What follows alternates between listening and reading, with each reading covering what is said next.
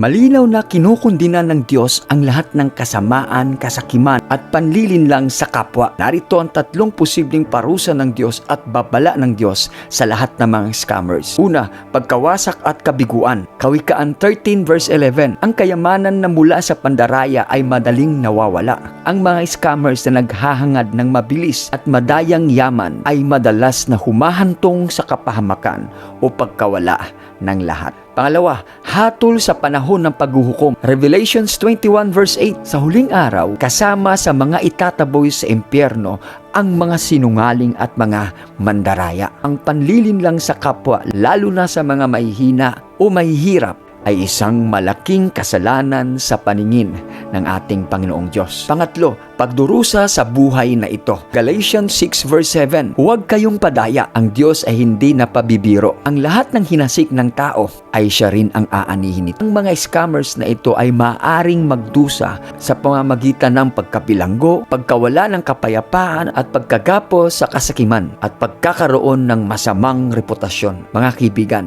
ang Diyos ay makatarungan at nagbibigay siya ng pagkakataon sa pagsisisi. Ngunit ang patuloy na kasamaan ay humahantong sa kaparusahan dito sa lupa o maging sa kabilang buhay. Kung sang-ayon ka dito, type Amen, follow and share. God bless.